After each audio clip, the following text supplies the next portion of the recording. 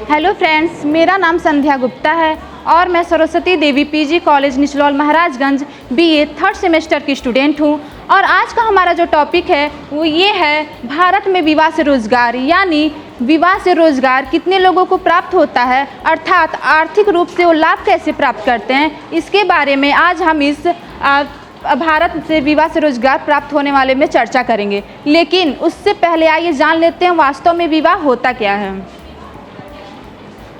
विवाह बहुत से विद्वानों की मान्यता है कि व्यक्तियों की यौन संबंधी आवश्यकताओं की पूर्ति हेतु एक विवाह नामक संस्था को जन्म दिया गया है। विवाह एक सार्वभौमिक संस्था है जो हर क्षेत्र में, हर समाज में, हर जगह पाया जाता है।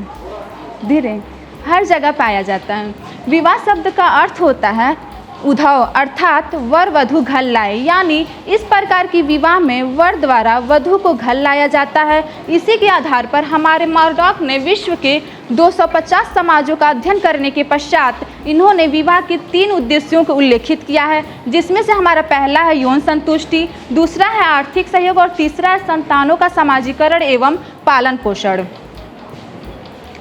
विवाह विभिन्न समाजों में धार्मिक, सांस्कृतिक, आर्थिक एवं राजनीतिक को महत्व देता है, क्योंकि जब विवाह को संपन्न कराया जाता है तो बहुत सारे कार्यक्रम किए जाते हैं जिसमें कितने लोगों को रोजगार प्राप्त होता है अथवा आर्थिक रूप से लाभ प्राप्त करते हैं, उसके बारे में आज हम इस भारतीय संदर्भ में चर्चा करेंगे। हमारे पुराने ज़माने में जजमानी व्यवस्था प्रचलित थी, जिसमें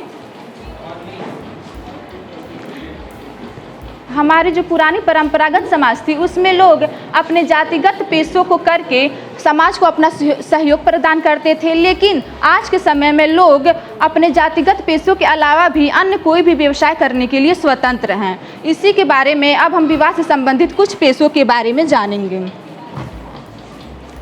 जिसमें से हमारा पहला है पंडित। जैसा कि आप सभी जानते होंगे, विवाह एक सांस्कृतिक कार्यक्रम है जो मंत्रों के उच्चारण द्वारा संपन्न किया जाता है और जिनका ज्ञान पंडितों को होता है। इसीलिए विवाह को संपन्न कराने के लिए हम पंडितों को बुलाते हैं। अलग अलग धर्मों में अलग अलग प्रकार से विवाह को संपन्न कराया जाता है, जिससे इनको भी एक प्रकार से रोजगार प्राप्त हो जाता है। दूसरा है प्रिंटिंग वाले। शादियों में बहुत लोगों जैसे रिश्तेदार, समाज, आस पड़ोस के लोगों को आमंत्रित करने के लिए हम कार्ड छपवाते हैं, जिससे प्रिंटिंग वाले को भी शादियों में काफ़ी रोजगार प्राप्त हो जाता है। नाई, मेंस पार्लर। आजकल नाई वाले को एक बड़े पैमाने पर रोजगार प्राप्त होता है, क्योंकि दूल्हा तो अपने शादी में दाढ़ी बाल कटवाता ही है, साथ में जो उसके रिश्तेदार, उससे रिलेटिव जो होते हैं वो भी शादियों में सुंदर और आकर्षक दिखने के लिए अपने अलग अलग प्रकार के हेयर स्टाइल बनवाते हैं, दाढ़ी कटवाते हैं, जिससे नाई वाले को भी एक बड़े पैमाने पर शादियों में रोजगार प्राप्त हो जाता है। दूल्हे की ड्रेस। जैसा कि आप सभी जानते होंगे, शादी का दिन जिंदगी में एक ही बार आता है, इसलिए इस दिन दूल्हे के पहने जाने वाले ड्रेस को एक अनोखे अंदाज में सजाया जाता है, जिस पर आजकल के कपल अपने लाखों रुपए अपने ड्रेस पर ही खर्च कर देते हैं, जिससे दूल्हे के ड्रेस बनाने वाले कारीगर को भी काफ़ी रोजगार प्राप्त होता है। शादियों में एक प्रकार से उन्हें भी काफ़ी लाभ होता है। दुल्हन की ड्रेस, ठीक उसी प्रकार से दुल्हन की भी ड्रेसें हैं। आजकल दुल्हन की ड्रेस में सबसे ज़्यादा प्रचलित हो गया है लहंगा चुनरी, जिसे दुल्हनें आजकल अनिवार्य रूप से पहनती हैं। ये भी अपने ड्रेसों पे लाखों रुपए खर्च कर देती हैं। अब हमारा आता है ब्यूटी पार्लर। ये ऐसी प्रक्रिया है जहाँ विभिन्न प्रकार के सौंदर्य का उपचार किया जाता है, जहाँ दुल्हनें अनिवार्य रूप से जाती हैं, क्योंकि उन्हें अपनी शादियों में सुंदर और आकर्षक दिखना होता है। वो ब्यूटी पार्लर में जाती हैं, अपना ब्लीच, फेशियल, मेकअप करवाती हैं, जिससे इनको शादियों में बहुत ज़्यादा रोजगार प्राप्त होता है। और इनका रेंज तो आजकल 5,000 से लेकर लाखों रुपए तक का हो गया है। कॉस्मेटिक, यानी कॉस्मेटिक की दुकान पर मेकअप की सारी सामानें मिलती हैं, जैसे तेल, शैम्पू, क्रीम, पाउडर, बिंदी, चूड़ियाँ, जिससे शादियों में इनकी भी लड़कियां खासकर इसकी खरीदारी करती हैं, जिससे कॉस्मेटिक की दुकानों की भी बिक्रियां बढ़ जाती हैं और उनको एक प्रकार से रोजगार प्राप्त हो जाता है। कपड़े की दुकान। शादियों में कपड़े की दुकानों की बिक्रियां बहुत ज़्यादा बढ़ जाती हैं, क्योंकि दूल्हा दुल्हन उसके परिवार के लिए तो कपड़े खरीदे ही जाते हैं, साथ में जो दूल्हे के पक्ष वाले होते हैं दुल्हन के घर वालों के लिए कपड़े खरीदते हैं, दुल्हन के घर वाले दूल्हे को देने के लिए कपड़े खरीदते हैं, जो घर पे नात रिश्तेदार आते हैं उनके लिए भी कपड़े खरीदे जाते हैं, जिससे इनकी बिक्रियाँ बहुत ज़्यादा बढ़ जाती हैं और उनको भी एक प्रकार से रोज़गार प्राप्त हो जाता है। बर्तन की दुकान, ये भी दुल्हन को विदाई के समय देने वाली सामग्री है और शादियों में भी इसका इस्तेमाल किया जाता है, जिससे इनका भी व्यवसाय बढ़ जाता है और आर्थिक रूप से लाभ प्राप्त करते हैं। जूते चप्पल की दुकान, शादियों में दूल्हा दुल्हन के लिए तो अनिवार्य रूप से जूते चप्पल खरीदे ही जाते हैं, साथ में जो उनके परिवार वाले होते हैं उनके लिए भी नए नए जूते चप्पल खरीदते हैं, जिससे इनकी भी व्यवसाय में काफ़ी लाभ होती है और इनका आर्थिक लाभ बढ़ जाता है। दर्जी की दुकान, आइए क्या कर रहे हैं,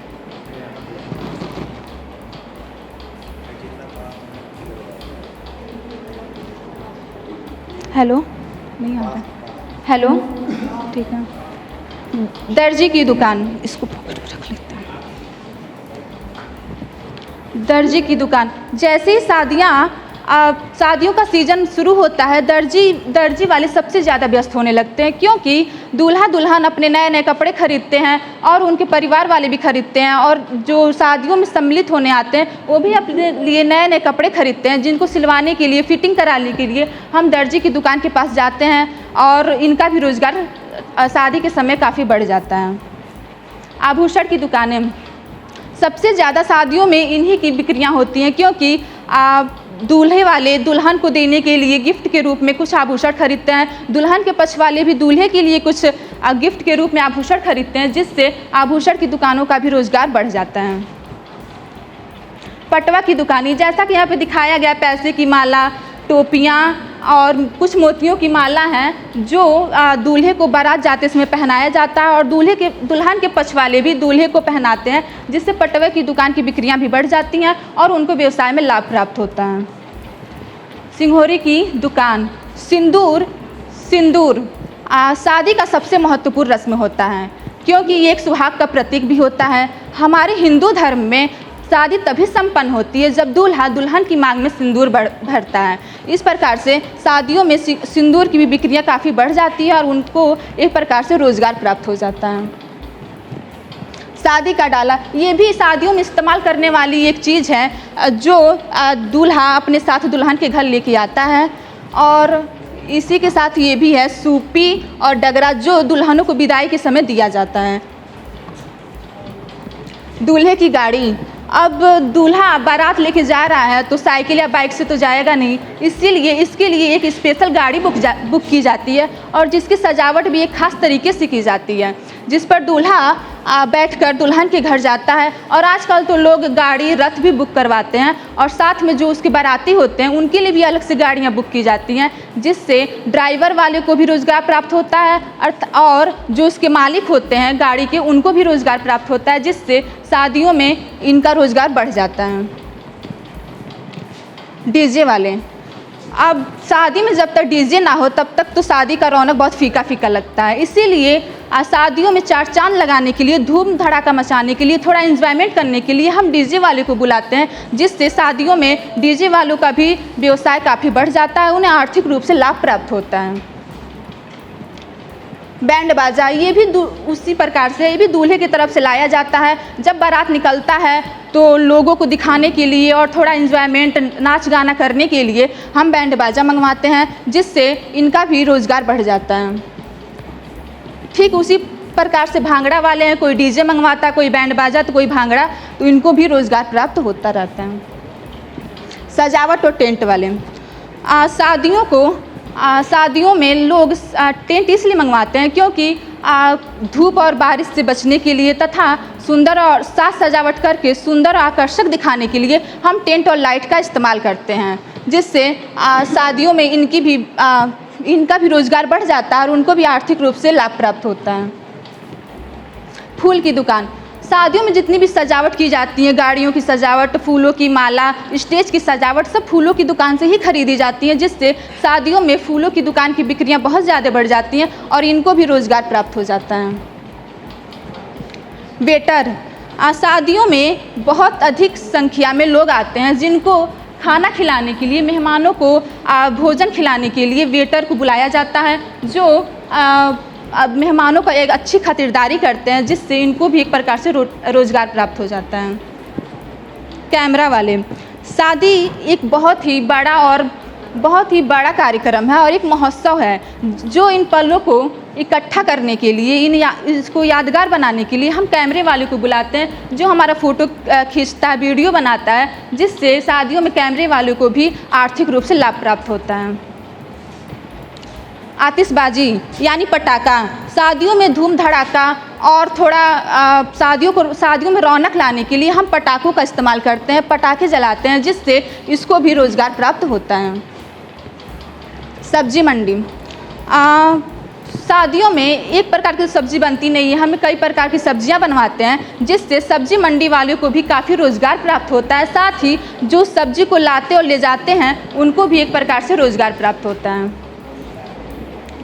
किराने की दुकान, शादियों में जो भी सामग्री खरीदी जाती है, जैसे तेल, मसाला, राशन की सामानें, सब किराने की दुकान से ही खरीदी जाती हैं, जिससे इनका भी व्यवसाय बढ़ जाता है और आर्थिक रूप से लाभ प्राप्त होता है। डिस्पोजल की दुकान, शादियों में इतने सारे लोग आते हैं, उनको खाना खिलाने के लिए हम डिस्पोजल की कटोरियाँ, गिलास, प्लेट, चम्मच का इस्तेमाल करते हैं, जिससे डिस्पोजल की दुकानें की बिक्रियाँ बहुत ज़्यादा बढ़ जाती हैं और इनको भी एक प्रकार से रोज़गार प्राप्त हो जाता है। फ़िल्टर वाली पानी, आजकल लोग फ़िल्टर वाली पानी का ज़्यादा इस्तेमाल करते हैं, क्योंकि ये आसानी से प्राप्त हो जाता है और स्वच्छ भी होता है, इसीलिए फ़िल्टर वाले पानी को भी शादी विवाह में एक प्रकार से अच्छा रोज़गार प्राप्त हो जाता है।